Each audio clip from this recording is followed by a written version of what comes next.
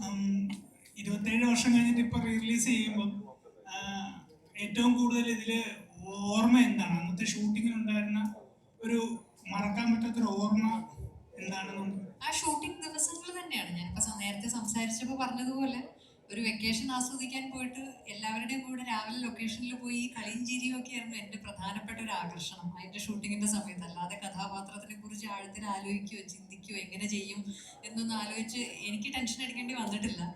അപ്പോൾ ഇവരുടെയൊക്കെ കൂടെ ഇരുന്നുള്ള ചിരി കളി തമാശകളും ജയറാമേട്ടനും മണിയേട്ടനും ഒക്കെ പറയുന്ന തമാശ കഥകൾ കേൾക്കാനും അതൊക്കെയായിരുന്നു അതൊക്കെയാണ് എൻ്റെ ഓർമ്മകൾ എന്ന് പറയാൻ. അതൊക്കെയാണ് ഏറ്റവും കൂടുതൽ മിസ് ചെയ്യുന്ന എന്താണ് ആ ഒരു ഷൂട്ടിങ്ങിൽ നിന്നും ഇപ്പം നിൽക്കുന്ന ഒരു മീൻസ് ആൾക്കാരെ ആരെയൊക്കെയാണ് മിസ് ചെയ്യുന്നത്?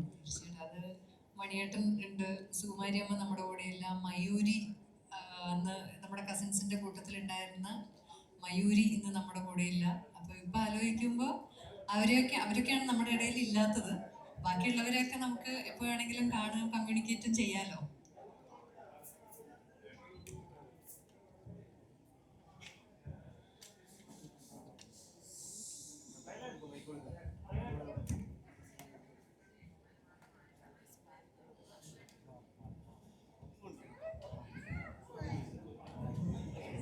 ശിവസാറിനാണ്. ഇതിന്റെ ഷൂട്ടിങ്ങിനിടയിൽ ഈ മണിച്ചേട്ടനും ജയറാമേട്ടനും ഓൾവേസ് ഫണ്ണാണ്, നമുക്കറിയാം. അതില് ഈ മനുഷ്യേച്ചൊക്കെ അതിൽ ഇൻവോൾവ് ആയിട്ട് ചിരിച്ചിട്ട് ഈ ഷൂട്ടിന്റെ ഇടയിൽ ചിരി നിർത്താൻ പറ്റാതെ സാറിന് എന്തെങ്കിലും ബുദ്ധിമുട്ടുണ്ടായിരുന്നോ?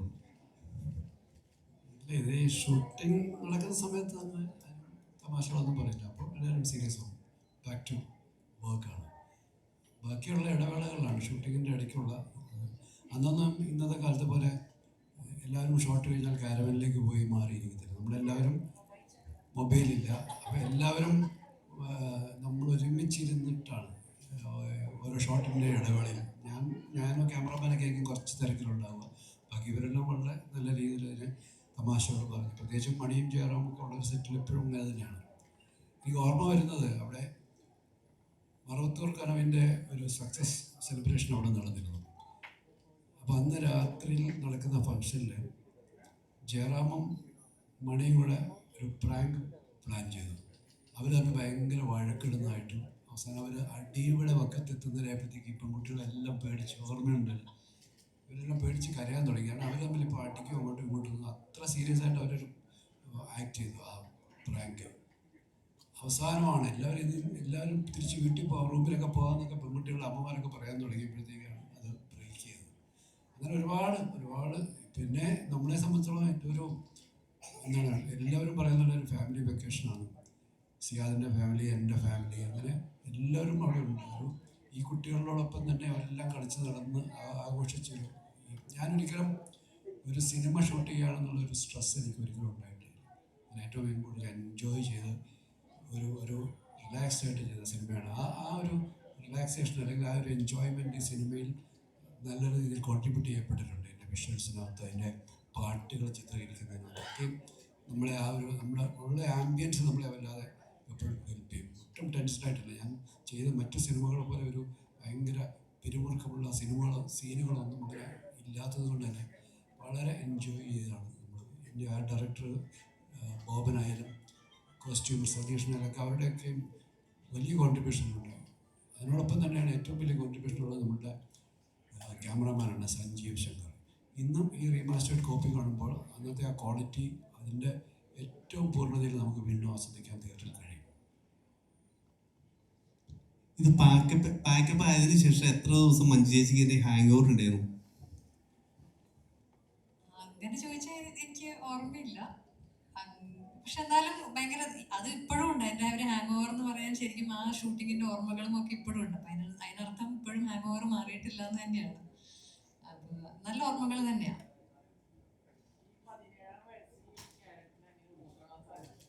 അതിൻ്റെ ഒരു ടെൻഷനും ഞാൻ ഏറ്റെടുത്തിട്ടില്ല. അതിനുള്ളൊരു തിരിച്ചറിവൊന്നും എനിക്കില്ലായിരുന്നു സത്യത്തിൽ. അതിന് എനിക്ക് പൂർണ്ണമായിട്ടും സിബി സാറിനോടും രഞ്ജേട്ടനോടുമാണ് നന്ദി പറയാനുള്ളത്. അത് അത്രയും കോംപ്ലിക്കേറ്റഡ് ആയിട്ടുള്ള ഇതിൽ അഭിരാമിയുടെ ക്യാരക്ടർ ഇപ്പം ശരിക്കും ഈ സിനിമയെക്കുറിച്ച് ആലോചിക്കുമ്പോഴും ഈ സിനിമ കാണുമ്പോഴും ഒക്കെ അഭിരാമിക്ക് മാത്രമല്ല എല്ലാ ക്യാരക്ടേഴ്സിനും അവരവരുടേതായിട്ടുള്ള ഭയങ്കര ലേയേഴ്സ് ഉണ്ട്. ഇതില് ഇപ്പൊ അഭിരാമിയും ആമിയും നിരഞ്ജനും തമ്മിലുള്ള ഒരു വല്ലാത്തൊരു ഒന്നിനും ഡിഫൈൻ ചെയ്യാൻ പറ്റാത്ത രീതിയിലുള്ള ഒരു പ്രണയം, ആഴത്തിലുള്ള ഒരു പ്രണയമുണ്ട്. അതേപോലെ അഭിരാമിയും ഡെന്നിസും തമ്മിലുള്ള ഒരു വളരെ അൺകൺവെൻഷണൽ ആയിട്ടുള്ള ഒരു സൗഹൃദമുണ്ട്. രവിശങ്കറും ഡെന്നിസും തമ്മിലുള്ള സൗഹൃദമുണ്ട്. അപ്പൊ അങ്ങനെ പല ക്യാരക്ടേഴ്സ് തമ്മിലും ഓരോ ക്യാരക്ടേഴ്സിന്റെ ഇൻഡിപെൻഡന്റ് ആയിട്ടുള്ള ട്രാക്ക് എടുത്ത് നോക്കിയാലും എന്താ പറയാ, ഒരു വാക്കിലൊന്നും ഒതുക്കാൻ പറ്റാതെ അത്രയും ലേയേഴ്സ് ഉണ്ട് ഈ സിനിമയ്ക്ക്. അപ്പൊ അത്രയും കോംപ്ലിക്കേറ്റഡ് ആയിട്ടുള്ള ഒരു കഥാപാത്രം എന്നെ വിശ്വസിച്ച് ഏൽപ്പിച്ചതിന് സിബി സാറിന്റെയും രഞ്ജേട്ടന്റെയും ഒരു കൺവിക്ഷൻ തന്നെയാണ് എനിക്ക് നന്ദി പറയാനുള്ളത്. അത് എങ്ങനെ ചെയ്യുന്നു എന്നുള്ളത്, അത് നിങ്ങൾ എന്താണോ സ്ക്രീനിൽ കാണുന്നത്, അത് സിബി സാറിനും രഞ്ജേട്ടനും മാത്രം അവകാശപ്പെട്ട ക്രെഡിറ്റ് ആണ്. എന്തുകൊണ്ടോ എല്ലാം കൊണ്ടും വളരെ എല്ലാ ചേരുവകളും ഒത്ത് വളരെ മനോഹരമായിട്ടുള്ള ഒരു സിനിമയും കൂടിയായി, അത് കമേഴ്ഷ്യലിയും വലിയ സക്സസ് ആയി എന്നുള്ളത് വലിയൊരു ഭാഗ്യം തന്നെയാണ്. അല്ലാതെ എനിക്കൊന്നും ഈ കഥാപാത്രത്തിന്റെ ഞാൻ അറിഞ്ഞഭിനയിച്ചു എന്നൊന്നും എനിക്ക് പറയാൻ കഴിയില്ല ഈ സിനിമയെ കുറിച്ച്.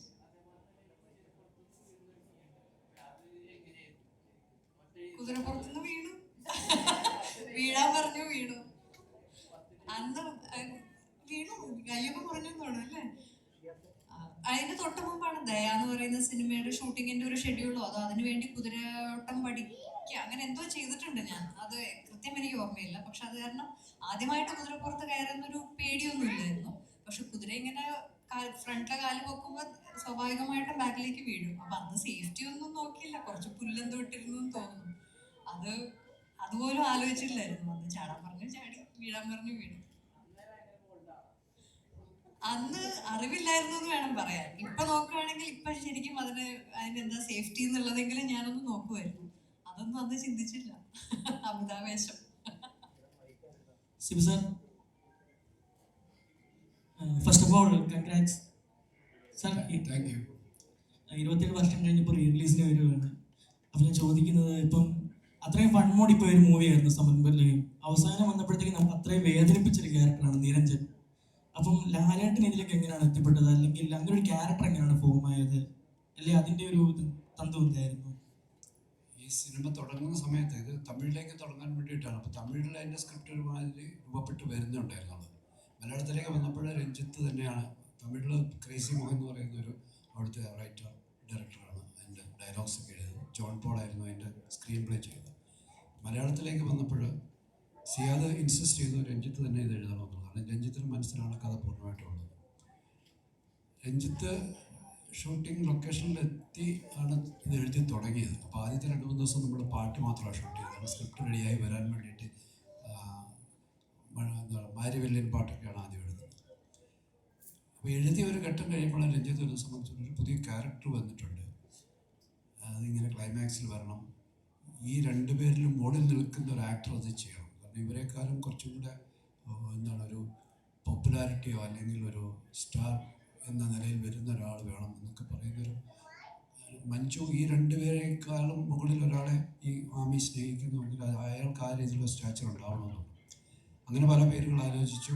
രഞ്ജനികാന്ത് തുടങ്ങി, കമലഹാസൻ തുടങ്ങി ആലോചിച്ചു. പക്ഷേ എല്ലാവരും പറയുന്നത് നമ്മുടെ സ്വർണം വീട്ടിൽ വെച്ചിട്ട് എന്തിന് എന്ന് പറയുന്ന പോലെ ലാൽ ഇവിടെ ഉള്ളപ്പോൾ എന്തിനാണ് വേറെ ആളെ അന്വേഷിക്കുന്നതായി. അപ്പോൾ ലാലിനെ കുറിച്ച് അന്വേഷിച്ചപ്പോൾ ഈ ഷൂട്ടിംഗ് കഴിഞ്ഞിട്ടാണ് ഞങ്ങൾ ലാലിനെ, ആ സമയത്ത് ലാൽ ബാംഗ്ലൂരിൽ ഒരു മാസത്തെ ഒരു സുഖചികിത്സയൊക്കെ ആയിട്ടിരിക്കുകയായിരുന്നു. ഞാനും രഞ്ജിത്തും അവിടെ നേരിട്ട് പോയി ലാലിനടുത്ത് കാര്യം പറഞ്ഞു. അതിനെന്താ, നിങ്ങളുടെ സിനിമയില്ലേ, നമുക്ക് ചെയ്യാം എന്ന് പറയുന്ന ഒറ്റ വാക്കിൽ അത് തീർന്നു. 2 ദിവസമാണ് നമ്മൾ ചോദിച്ചത്. അപ്പോൾ എൻ്റെ ഏറ്റവും വലിയ സന്തോഷം എന്ന് പറഞ്ഞാൽ ലാൽ അന്ന് താടിയൊക്കെ വളർത്തി വളരെ ഈ ചികിത്സയുടെ ഭാഗമായിട്ട് വളരെ ഒരു വയസ്സ് ലുക്കിലേക്കൊക്കെ വന്നു. ലാൽ ഭയങ്കര ശാന്തനായ ഒരാളുടെ ലുക്കൊക്കെ വന്നു. അപ്പോൾ ഞാൻ പറഞ്ഞു, ലാലിനടുത്ത് പറഞ്ഞു, ഇവിടുന്ന് നേരെ വന്ന് നമുക്ക് ഷൂട്ട് ചെയ്യാം, താടി പഠിക്കരുത്, ഇങ്ങനത്തെ കണ്ടീഷൻ തന്നെ വരാൻ പറഞ്ഞു. അങ്ങനെ തന്നെയാണ് ഷൂട്ട് ചെയ്ത്. ആ ക്യാരക്ടറിനെ ഒരുപാട് എൻഹാൻസ് ചെയ്യാനായിട്ട് ആ ഒരു ലുക്ക് അല്ലെങ്കിൽ ലാലിൻ്റെ അപ്പുറത്തെ ഒരു എന്താണ് ഒരു മുഖത്തിൻ്റെ ആ ഒരു ഭയങ്കര ഒരു പ്ലസൻറ്റ്നെസ് ഒക്കെ ഉണ്ടായിരുന്നു. അതൊക്കെ ആ ക്യാരക്ടറിനെ വല്ലാതെ ഹെൽപ്പ് ചെയ്തു. അപ്പം ലാലിലേക്ക് എത്തി എന്നുള്ളത് നമ്മൾ തിയേറ്ററിൽ എത്തുന്നതിന് വരെ ഒളിപ്പിച്ച് വെച്ചിരുന്നു. കാരണം ആ ഒരു സർപ്രൈസ് അങ്ങനെ തന്നെ കീപ്പ് ചെയ്തിരുന്നു. ആ സർപ്രൈസ് തിയേറ്ററിൽ വലിയ രീതിയിൽ സ്വീകരിക്കപ്പെടുകയും ചെയ്തു. അതിനകത്ത് ഉള്ള ഒരു രഹസ്യം എന്ന് പറഞ്ഞാൽ അത് 2 സീനുകൾ നമ്മൾ ഡിലീറ്റ് ചെയ്തിരുന്നു. ഈ മഞ്ജുവിനെ താലി കെട്ടിയ ശേഷമുള്ള മഞ്ജുവിനെ കൺവിൻസ് ചെയ്യുന്ന ഒരു സീനുണ്ടായിരുന്നു. നമ്മൾ ലോജിക്കലായിട്ട് ചിന്തിക്കുമ്പോൾ ഇത്രയും അയാളെ സ്നേഹിച്ച ഒരാൾ പെട്ടെന്ന് മനസ്സ് മാറി വേറൊരാളെ കല്യാണം കഴിക്കുകയും അത് എങ്ങനെ അക്സെപ്റ്റ് ചെയ്യുന്നത് അതിനെക്കുറിച്ചൊരു 5-10 മിനിറ്റ് നീളമുള്ള ഒരു സീനുണ്ടായിരുന്നു. വീട്ടുകാരെല്ലാവരും കൂടെ മഞ്ജുവിനെ കൺവിൻസ് ചെയ്യുന്നത്. അതിൻ്റെ ഇടയിൽ വീണ്ടും മോഹൻലാൽ വരുന്ന ഒരു സീനൂടെ ഉണ്ടായിരുന്നു. ലാലിൻ്റെ ഒരു ഒരു പ്രസൻസ് ഉള്ള ഒരു സീനുണ്ടായിരുന്നു. ഇവർ രണ്ടും കൂടെ ഒരു ബെഞ്ചിൽ ഇരുന്നിട്ട്. പക്ഷെ തിയേറ്ററിലെത്തി ചെയ്യാതെ ഫസ്റ്റ് ഡേ സിനിമ കണ്ടു കഴിഞ്ഞിട്ട് എന്നെ വിളിച്ചു. ഞാൻ ചെന്നൈയിലാണ്. എന്നെ വിളിച്ചിട്ട് പറഞ്ഞിടോ ഇദ്ദേഹത്തിൻ്റെ തന്നെ തിയേറ്ററിൽ മൈമൂണിലത് കണ്ടിട്ട് പറഞ്ഞത് ഇത് ആ 2 സീനിൻ്റെ ആവശ്യമില്ല, ആൾക്കാർ ഡിസ്റ്റർബ്ഡ് ആകുന്നുണ്ട്. കാരണം ലാല് മരിച്ചു എന്ന് പറഞ്ഞു കഴിഞ്ഞാൽ പിന്നെ ആൾക്കാർ അവിടെ ഇരിക്കാൻ കാരണം ഇത്രയും വലിയ ഒരു ലെങ്തി സീൻ എൻ്റെ ഇടയിൽ നിൽക്കില്ല.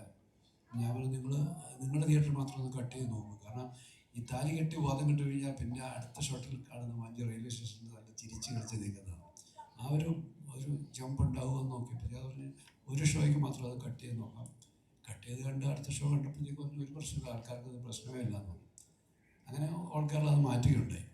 അത് വീണ്ടും ഈ ഒരു വേർഷനിലേക്ക് കൊണ്ടുവരാൻ ഞാൻ ശ്രമിച്ചു. പക്ഷേ അതിൻ്റെ ഒരു നല്ല ക്വാളിറ്റിയുള്ള നെഗറ്റീവ് നമുക്ക് കിട്ടാത്തത് കൊണ്ട് അത് സാധിച്ചില്ല. അല്ലെങ്കിൽ അതൊരു സർപ്രൈസ് ആയിട്ട് ഇതിലേക്ക് വന്നേനെ ഈ സിനിമയിലേക്ക്.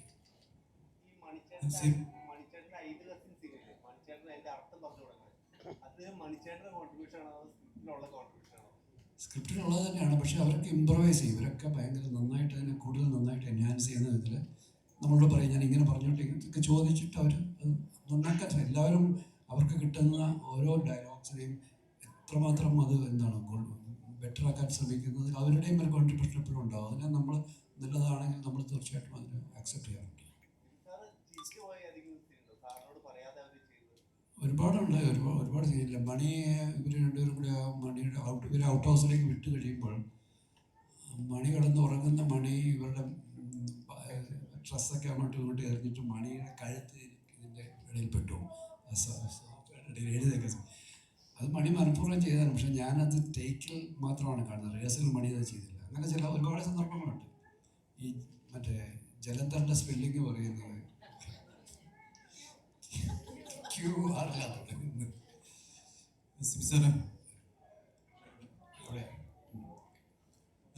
ഇപ്പൊ ഈ സിനിമയിലെ വലിയൊരു പ്രത്യേകത തന്നെ എന്ന് പറയുന്നത് അതിനകത്ത് ആ ഒരു സസ്പെൻസ് ആണ്. ആരാണ് ആ കുട്ടി എന്നുള്ളതാണ്. അപ്പൊ ആ ഒരു സസ്പെൻസ് പൊളിക്കാനായിട്ട് ഇപ്പൊ ഈ പറഞ്ഞ പോലെ പഴയ സിനിമയുടെ ആ മൂഡിൽ തന്നെ ചെയ്യാൻ ഇപ്പോൾ എയുടെ സഹായമുണ്ട്. ഒത്തിരി ടെക്നോളജി വളർന്നിട്ടുണ്ട്. അപ്പൊ അത് വെച്ച് എന്തെങ്കിലും തരത്തിൽ ആ ഒരു സസ്പെൻസിനൊരു അവസാനം അതൊന്ന് മാറി ഇപ്പം പുതിയതായിട്ട് റിലീസ് ചെയ്യുമ്പോൾ അത് കാണാൻ കുറച്ചും കൂടി ഒരു ആൾക്കാർക്കൊരു ആകാംക്ഷ ജനിക്കാനായിട്ടും ഒന്ന് ശ്രമിച്ചുകൂടായിരുന്നു. ഇതിനെക്കുറിച്ചൊക്കെ ഒരുപാട് റിസർച്ച് സോഷ്യൽ മീഡിയയിൽ നടക്കുന്നുണ്ട്. ആ പൂച്ച പിടിച്ചിരിക്കുന്ന കുട്ടിയുടെ കയ്യിൽ വിരലിലെ ക്യൂടെക്സ് ഒക്കെ വെച്ചിട്ട് ആൾക്കാർ പലരിലേക്ക് എത്തുന്നുണ്ട്. പക്ഷേ ആ സിനിമയിൽ തന്നെ 2 പേരിലേക്ക് അത് ഷോർട്ട് ലിസ്റ്റ് ചെയ്യപ്പെട്ടിട്ടുണ്ട്. മയൂരിയിലും രസിക എന്ന് പറഞ്ഞാൽ അവരിലേക്ക് അത് ഷോർട്ട് ലിസ്റ്റ് ചെയ്യപ്പെട്ടിട്ടുണ്ട്. അത് ഞാൻ പറയുന്ന പോലെ ഒരുപാട് സ്ഥലങ്ങളിൽ എനിക്ക് നേരിടേണ്ടി വരുന്ന ചോദ്യവും അതാണ്. അത് ആ ഒരു സസ്പെൻസ് അങ്ങനെ നിലനിൽക്കട്ടെ എന്നാണ് രഞ്ജിത്ത് പറയുന്നത്. ഇനിയും സമയമുണ്ടല്ലോ എന്നാണ് പറയുന്നത്.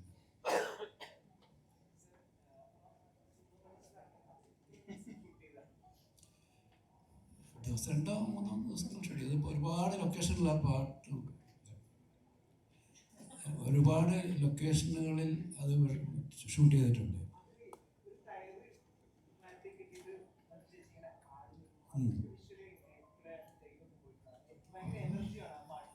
അല്ല അധികം ടേക്ക് ഇവരൊക്കെ വെച്ച് ചെയ്യുമ്പോൾ എന്തിനാണ് അധികം ടേക്ക്? അല്ല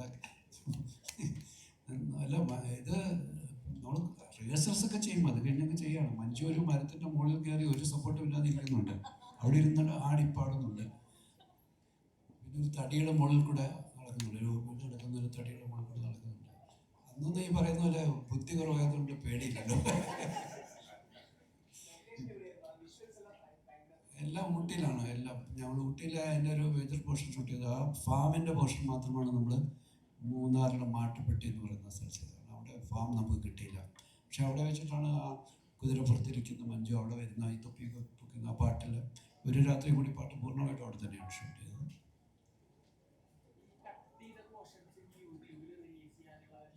ഇല്ല, അതിന് ക്വാളിറ്റി ഇല്ല. നമ്മൾ ഒരുപാട് അന്വേഷിച്ചു, കിട്ടിയതിനകത്ത് നെഗറ്റീവൊക്കെ വളരെ ഡാമേജ്ഡ് ആയി. അല്ലെങ്കിൽ തീർച്ചയായിട്ടും ഇതിനകത്ത് നമ്മൾ കൊണ്ടുവന്നില്ല. കാരണം ലാലുള്ള ഒരു സീൻ വീണ്ടും വരിക എന്ന് പറയുന്നത് വളരെ ഒരു ആൾക്കാർക്ക് കാണാൻ താല്പര്യമുള്ളതുകൊണ്ട്. ഇതിനകത്ത് ഇല്ലാതെ പോയ കുറേ ആൾക്കാരാണ് നമ്മളെ ഇപ്പം ഗിരീഷ്, അതുപോലെ അഗസ്റ്റിൻ ഒരു സീനിലാണെങ്കിൽ പോലും അഗസ്റ്റിൻ ഉണ്ടായിരുന്നു, സുമാരി ചേച്ചി, മണി, അങ്ങനെ ഒരുപാട് പേര് നമുക്കിപ്പോൾ ഇല്ലാതെ ഈ റിലീസ് ചെയ്യുമ്പോൾ ഒരുപക്ഷെ ഈ വേദിയിൽ ഉണ്ടാകാൻ വേണ്ടിയിരുന്ന ആൾക്കാരൊക്കെയാണ് അവരൊക്കെ. ഒരു 27 വർഷത്തിൻ്റെ ഒരു നൊസ്റ്റാൾജിയ ഇന്നും ഒരുപക്ഷെ അതിനുശേഷം ജനിച്ച തലമുറകളും ഈ സിനിമ കാണാൻ ആഗ്രഹിക്കുന്നു എന്നുള്ളതാണ്. കാരണം നമ്മൾ പലപ്പോഴും ഈ ക്യാമ്പസിൽ പോയി കിട്ടുന്ന ചോദ്യങ്ങൾ ചോദിക്കുന്നവർ അവർ 27 വയസ്സിനകത്ത് പ്രായം കുറഞ്ഞാണല്ലോ, 20ഉം 22ഉം അല്ലെങ്കിൽ 17ഉം 18ഉം വയസ്സുള്ള കുട്ടികളാണ് ആ ചോദ്യങ്ങൾ ചോദിക്കുന്നത്. അപ്പോൾ അവർ ഈ സിനിമ എത്രമാത്രം മറ്റ് യൂട്യൂബിലൊക്കെ കണ്ടു കഴിഞ്ഞിട്ടുണ്ട്. അപ്പോൾ അവരിലെല്ലാം ആ ക്യൂരിയോസിറ്റി നിലനിൽക്കുന്നു എന്നുള്ളത് തന്നെയാണ് ഇതിൻ്റെ റിയൽ റിലേഷനെ കുറിച്ച് നമ്മൾ ചിന്തിക്കാൻ കാര്യം.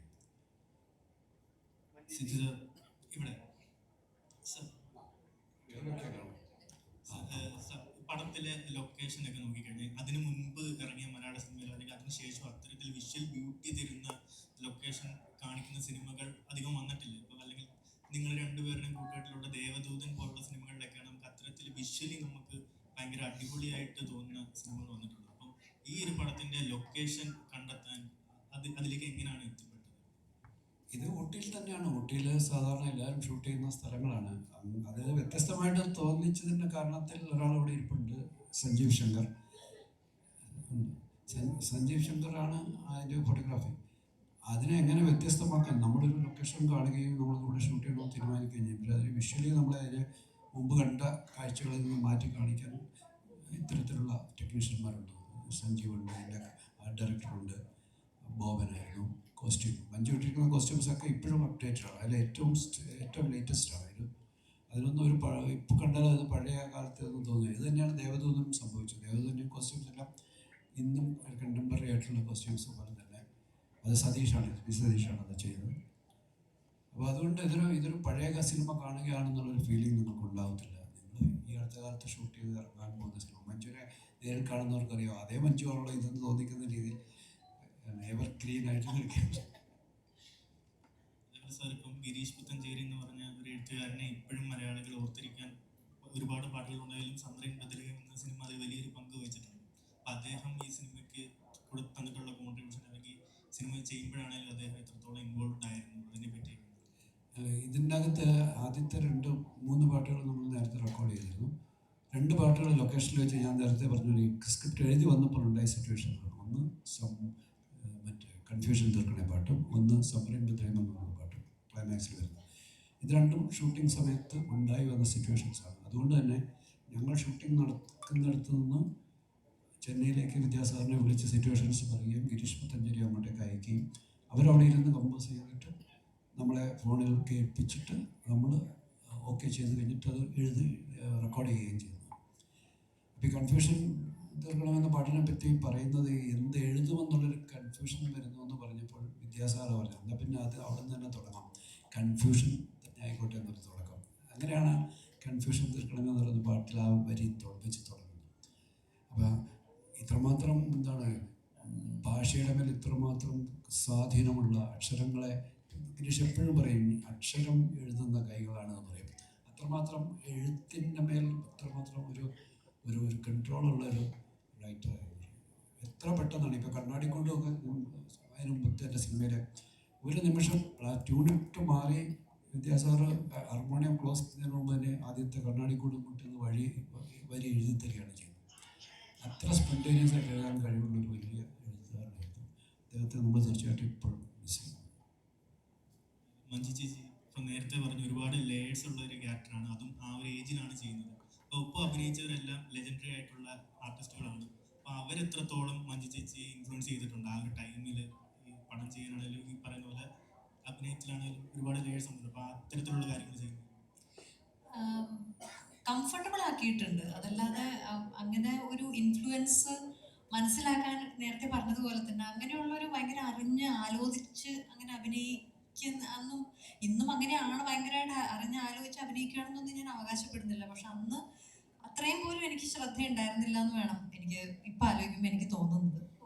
അറിഞ്ഞോ അറിയാതെയോ തീർച്ചയായിട്ടും നമുക്ക് ഓപ്പോസിറ്റിൽ നിന്ന് അഭിനയിക്കുന്ന ആളുടെ ഒരു എക്സ്പ്രഷൻ നമ്മൾ അറിയാതെ റിയാക്ട് ചെയ്ത് പോകുന്ന സന്ദർഭങ്ങൾ ഉണ്ടായിട്ടുണ്ടാവും, തീർച്ചയായിട്ടും ഉണ്ടായിട്ടുണ്ടാവും.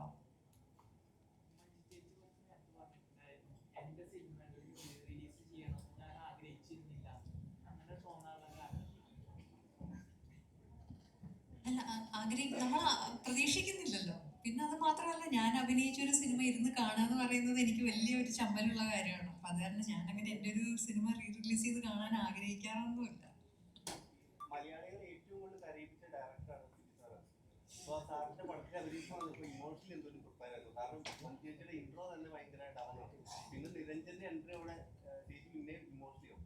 അപ്പോൾ അതിനെന്തോ ഒരു പ്രിപ്പറേഷൻ ഒന്നും ചെയ്തിട്ടില്ല. അതൊക്കെ പൂർണ്ണമായിട്ടും എന്താണ് ചെയ്യേണ്ടത് എന്നുള്ള വളരെ ക്ലിയർ ആയിട്ടുള്ള ഇൻസ്ട്രക്ഷൻ തരാൻ സിബി സാറും ഉണ്ട്. എന്തെങ്കിലും സംശയങ്ങൾ ഉണ്ടെങ്കിൽ ചോദിക്കാൻ രഞ്ജേട്ടനും ഉണ്ട്. അപ്പൊ പിന്നെ അങ്ങനെ ഞാൻ പ്രിപ്പയർ ചെയ്ത് അതിപ്പോഴും ചെയ്യാറില്ല.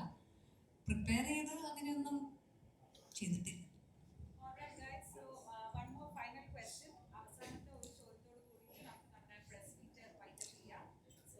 എല്ലാവരും സിബി സാറിനോടും മഞ്ജു ചേച്ചിനോടാണ് ക്വസ്റ്റ്യൻസ് ചോദിച്ചത്. അപ്പം നമ്മുടെ 5 കസിൻസിലെ 3 കസിൻസ് ഉണ്ടല്ലോ. അപ്പം നിങ്ങൾ 3 പേര് എങ്ങനെയാണ് ഈ ഒരു ഹാപ്പി ആയിട്ടുള്ള ഈ ഒരു most celebrated vacation movie of Malayalam cinema എന്ന് തന്നെ പറയാം, ഈ സിനിമയുടെ ഭാഗമായത് എങ്ങനെയാണെന്നൊന്ന് പറയാമോ? അന്ന് തീരെ ചെറുതായിരുന്നു, ഓർക്കുന്നില്ല എന്താണെന്ന്. സിബി സാറിനും പറയാൻ സാധിക്കുമായിരിക്കും അവരെങ്ങനെയാണ് ഭാഗമായെന്ന്. മൂവി ടൈം ഞങ്ങൾ നേരത്തെ പറഞ്ഞ പോലെ ഒരു വെക്കേഷൻ ടൈമിൽ തന്നെ ആയിരുന്നു. അപ്പോൾ അതിൻ്റെ ഇപ്പം ആ ഒരു ചെറിയ വയസ്സിലായതുകൊണ്ട് ആ മെമ്മറിയിൽ പറയാനുള്ളത് ഫുൾ ഞങ്ങൾക്ക് ടൈം പോയത് എങ്ങനെയാണെന്ന് അറിയില്ല. അത്രയും ഫുൾ ജോളി മോഡ് പെട്ടെന്നായിരുന്നു. എല്ലാം ഭയങ്കര സ്പോണ്ടേനിയസ് ആയിരുന്നു. ഫൺ ഫിൽഡാണ്. അവിടെ ചിരിയും കളിയും തമാശകളും മാത്രമാണ്. പിന്നെ എല്ലാം നല്ല മെമ്മറീസ് ആയിരുന്നു അവിടെ ഉള്ളത്. പിന്നെ മണിച്ചേട്ടനെ ഒത്തിരി മിസ് ചെയ്യുന്നുണ്ട്. മണിച്ചേട്ടനും കുട്ടികളുമായിട്ടുള്ള ഇൻട്രാക്ഷൻസ് ഉണ്ടായിരുന്നു. അത് നല്ലൊരു ഓർമ്മയായിരുന്നു. അങ്ങനെ ഓൾറൈറ്റ്.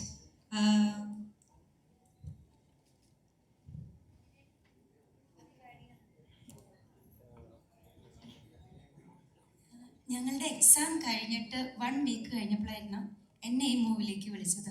അതായത് ഇന്ന് നൈറ്റ് ഒരു 7 o'clock വിളിച്ചിട്ട് പറയുകയാണ്, ഒരു ഷൂട്ടുണ്ട്, ഊട്ടിയാണ്, കയ്യിലുള്ള ഡ്രസ്സൊക്കെ എടുത്ത് ഒരു 50 ദിവസത്തേക്ക് പോരെ, കാറ് വിളിച്ച് പോരെ എന്നാ പറഞ്ഞേ. അപ്പോൾ ഏത് മൂവിയാണെന്നോ ഒന്നും അവിടെ ചോദിക്കാനൊന്നുമില്ല. അപ്പോൾ എനിക്ക് ഭയങ്കര സങ്കടമായിരുന്നു. കാര്യം എക്സാം കഴിഞ്ഞു, 1 വീക്ക് ആയുള്ളൂ. എൻ്റെ വൈബ് എന്ന് പറഞ്ഞു കഴിഞ്ഞാൽ സ്കൂള് പൂട്ടിക്കഴിഞ്ഞാൽ അടുത്തുള്ള കുട്ടികളായിട്ട് കളിക്കുക, ഇതൊക്കെയല്ലേ. അപ്പോൾ ഷൂട്ടിന് പോയി കഴിഞ്ഞാൽ ഇതിന് നടക്കൂലല്ലോ. പക്ഷെ ഇത് ഇത്രയും വലിയൊരു എക്സ്കർഷൻ മൂഡിലേക്കാണ് പോണേന്ന് അപ്പം അറിയത്തില്ലായിരുന്നു. അപ്പം അങ്ങനെ പോയി ഏർലി മോർണിംഗ് എത്തി ഊട്ടിയിൽ.